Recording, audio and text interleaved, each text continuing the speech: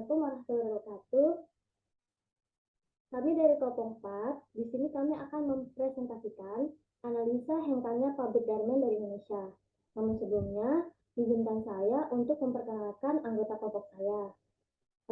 Yang pertama dengan saya sendiri, Amalia Rahma Sofiana, kemudian ada Maulidi Sakinasi, kemudian ada Nabila Amira, Nabila Rosida, dan Tasanira Aulia. Presentasi pertama akan disampaikan oleh Nabila Rosida. Waktu dan tempatnya dipersilahkan. Pertama, kita akan membahas tentang latar belakang industri garmen di Indonesia. Industri garmen di Indonesia dengan perkembangan zamannya semakin pesat, kebutuhan masyarakat juga semakin meningkat di berbagai bidang. Salah satunya adalah sektor garmen dan tekstil. Indonesia merupakan salah satu negara dengan tingkat konsumsi tertinggi, yaitu garmen dan tekstil. Tidak lepas dari kenyataan bahwa sandang dan tekstil merupakan salah satu kebutuhan pokok masyarakat. Adapun masalah yang terjadi di industri garmen dan tekstil ini seperti kenaikan upah pekerja yang terjadi di Jawa Barat karena ongkos produksi yang mahal. Sejumlah investor pun memilih hengkang ke daerah lain yang ongkos produksinya lebih murah. Berdasarkan data Apindo dan Dinas Tenaga Kerja dan Transmigrasi pada periode 2015 sampai 2018, terdapat 21 perusahaan yang melakukan relokasi ke provinsi lain yang upah pekerjanya lebih rendah, seperti Jawa Tengah. Sementara itu, 143 perusahaan lainnya memilih tutup. Dari 21 perusahaan yang melakukan relokasi, jenis industri utamanya adalah garmen, 48%, dan tekstil 14%. Relokasi perusahaan terbanyak berasal dari Kabupaten Kerawang. Selain faktor upah yang tinggi dan persaingan dasar pasar global. Selanjutnya akan dilanjutkan oleh Tasa.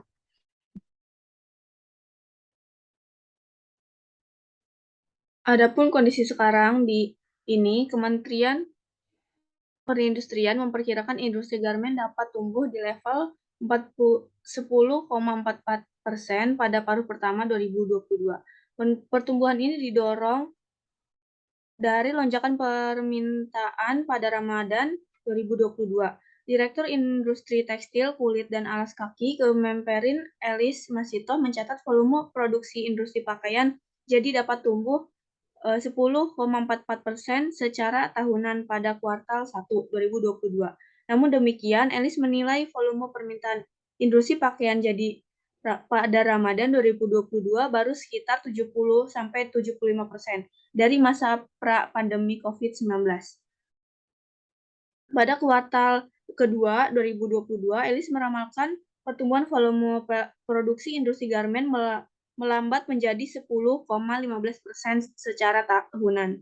Pada semester 2 2022, pertumbuhan industri garmen terus melandai hingga ke titik 0,16% pada kuartal 4 2022. Namun demikian, performa industri garmen sepanjang 2022 akan berada di zona hijau pertama kalinya selama pandemi atau tumbuh 5,84% secara tahunan. Adapun industri garmen nasional pada 2022 anjlok sebesar 8,89%, sedangkan pada 2021 turun sebesar 3,31%.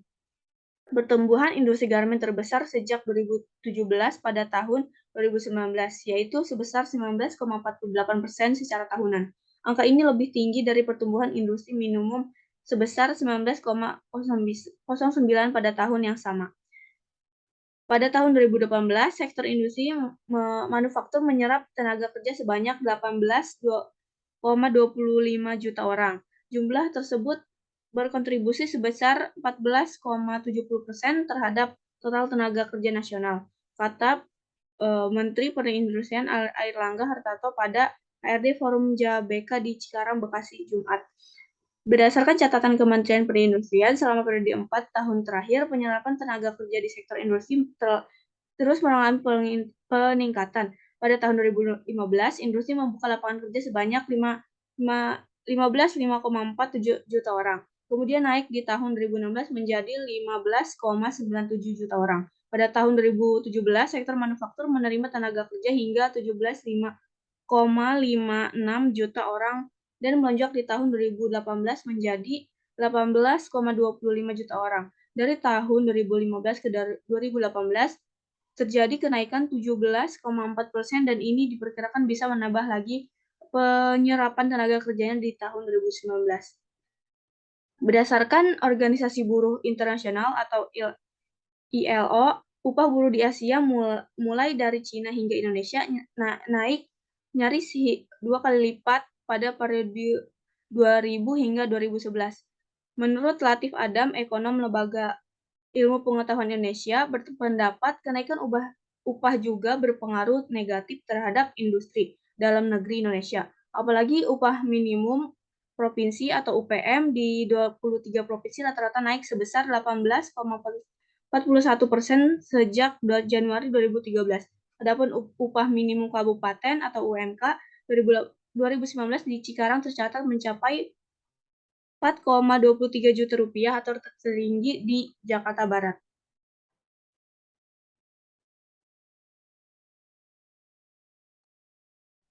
Next.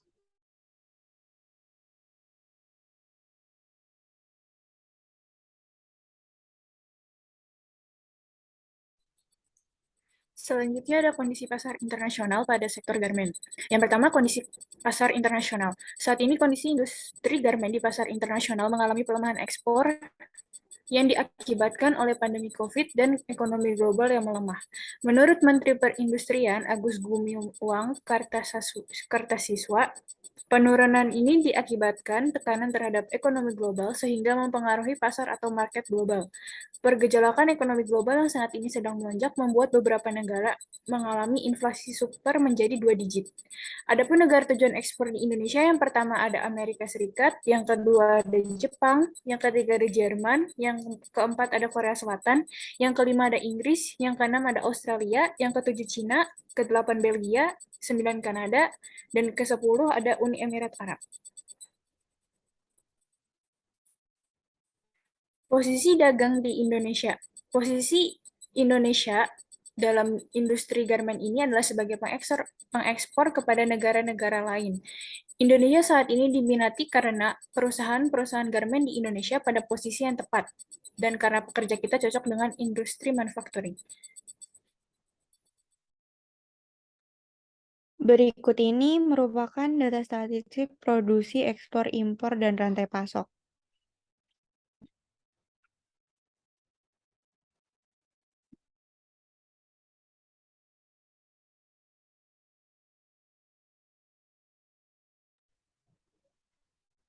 Berikutnya ada pun titik permasalahan. Yang pertama pada sektor internal. Mahalnya ongkos produksi menjadi salah satu penyebab banyaknya pabrik garmen memilih hengkang dan memberhentikan para buruh kerjanya. Diketahui bahwa 60% bahan baku garmen untuk produksi pabrik di Indonesia diperoleh dari impor negara Cina, Korea Selatan, India, dan Taiwan. Yang kedua, menurunnya minat masyarakat menjadi penyebab lain mengapa banyak pabrik garmen memilih untuk pergi dari Indonesia. Semakin banyak masyarakat yang memilih untuk tetap menyimpan uang mereka dibandingkan menggunakannya. Hal ini mengakibatkan lebihnya stok di dalam gudang dan berimbas pada ketidakstabilan pemasukan serta pengeluaran manajemen pabrik. Yang ketiga, Presiden Persaudaraan Pekerja Muslim Indonesia atau PPMI, Daeng Wahidin, mengakui bahwa upah tinggi merupakan alasan yang kurang tepat karena upah minimum daerah disesuaikan dengan biaya hidup daerah tersebut. Diduga pabrik garmen memilih hengkang karena diperparah dengan adanya Undang-Undang 1 Jagat atau Omnibus Law UU Cipta Kerja, di mana dalam UU tersebut tidak memberi kewenangan pemerintah daerah untuk menetapkan sendiri upah minimum kabupaten dan kota. Next.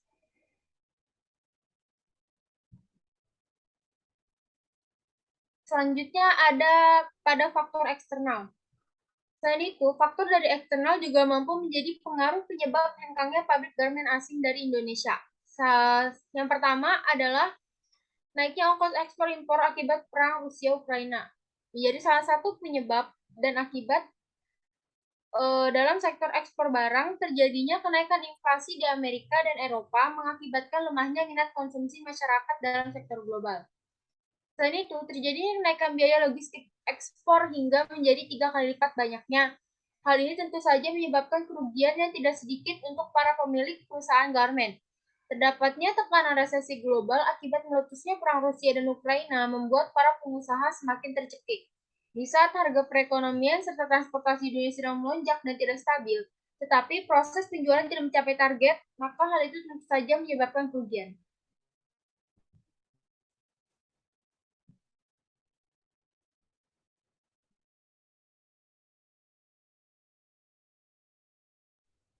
Selanjutnya, analisa permasalahan. Berdasarkan studi kasus tersebut, secara teori, kami menggunakan pendekatan marxisme. Marxisme adalah teori dan metode pembebasan diri kelas pekerja. Sebagai sebuah teori, hal ini didasarkan pada metode analisis sosial ekonomi yang mengkaji hubungan kelas dan konflik sosial dengan menggunakan interpretasi materialis tentang perkembangan sejarah dan pandangan tentang perubahan sosial. Penganut Marxian memandang politik sebagai pemisah antara masyarakat sipil dari wilayah publik atau yang dimana ada hak kesetaraan yang dianggap hanya ada dalam wilayah publik. Politik sebagai peran negara dalam mengelola kepentingan.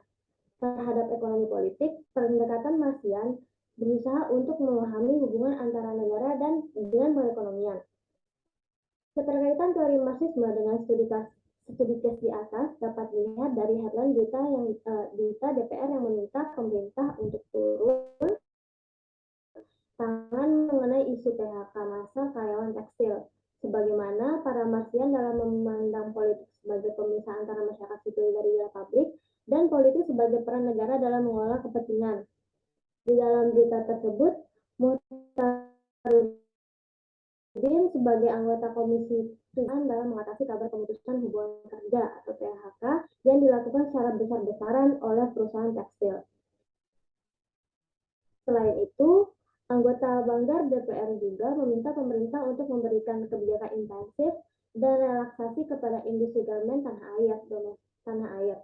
Pemerintah juga diharapkan membuat kebijakan yang tepat dalam permintaan para domestik. Terdapat sejumlah faktor yang membuat PHK ini terjadi pada beberapa sektor yang diantaranya adalah dampak pandemi COVID-19 yang masih dirasakan, transformasi bisnis di era digitalisasi, hingga geopolitik global yang berdampak pada melemahnya daya beli sejumlah negara tujuan ekspor produk Indonesia. Pada faktor-faktor yang sudah disebutkan tadi, terdapat faktor geopolitik global, yakni berdasarkan keadaan situasi saat ini yang terjadi perang antara Rusia dan Ukraina, yang juga berdampak terhadap pemutusan hubungan kerja. Yan Mei sebagai Ketua Umum Perkumpulan Pengusaha Produk Tekstil Jawa Barat memaparkan bahwa dampak geopolitik ini mengerikan bila ketegangan antara kedua negara tersebut berlangsung dalam waktu yang lama. Terdapat kenaikan inflasi di Amerika dan Eropa akibat perang Ukraina ini. Selain itu, adanya kenaikan biaya-biaya logistik serta anjloknya pesanan garmen. Terlebih lagi, terdapat 18 perusahaan yang terpaksa tutup karena tidak mampu untuk bertahan di situasi saat ini. Kami juga menjelaskan bahwa perusahaan garmen adalah sektor padat karya yang pekerjanya rata-rata pendidikannya tingkat SMP. Para pekerja dengan tingkat pendidikan inilah yang paling rentan terhadap ancaman PHK. Dengan melihat kondisi saat ini, Presiden Jokowi diharapkan untuk segera mengambil tindakan untuk mengamankan bahaya tutupnya industri garmen akibat perang ini. Selanjutnya,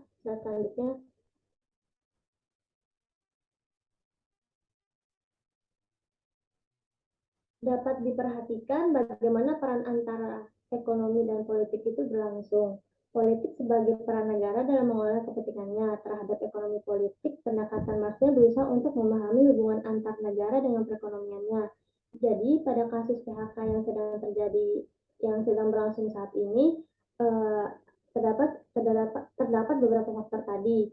Akibatnya terjadinya PHK yang besar-besaran yang menyebabkan pemerintah agar segera cepat turun tangan untuk membantu dan membuat sebuah kebijakan yang dapat mengatasi persoalan PHK tersebut. Next. Selanjutnya ada kesimpulan. Jadi kesimpulan dari kasus ini adalah dapat diperhatikan bagaimana peran antara ekonomi dan politik itu berlangsung. Politik sebagai peran negara dalam mengelola kepentingan terhadap ekonomi politik, pendekatan Marxian berusaha untuk memahami hubungan antara negara dengan perekonomian. Jadi pada kasus PHK yang sedang terjadi ini berlangsung akibat beberapa faktor tadi. Akibatnya terjadi PHK yang besar-besaran ini, pemerintah diharapkan agar segera turun tangan untuk membantu serta membuat sebuah kebijakan yang dapat mengatasi persoalan PHK tersebut. Selain itu, pemerintah juga harus memperhatikan tiap-tiap aspek secara mendetail sebelum mengesahkan sebuah kebijakan. Seperti halnya Omnibus Law Cipta Kerja, di mana setiap daerah di Indonesia memiliki biaya hidup yang berbeda-beda, sehingga tidak bisa memukul rata seluruh kebijakan yang akan dibuat.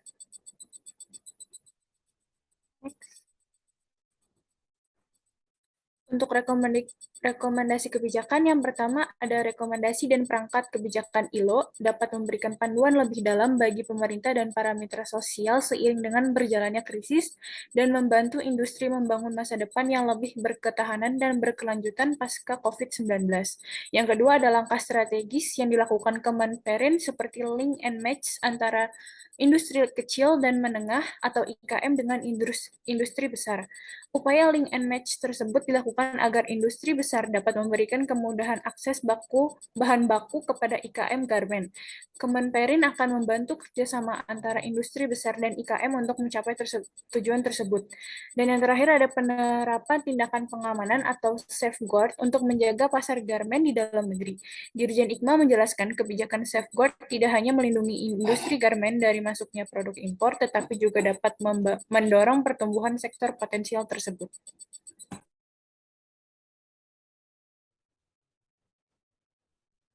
Sekian dari presentasi kami, kurang lebihnya tolong dimaafkan. Terima kasih. Wassalamualaikum warahmatullahi wabarakatuh.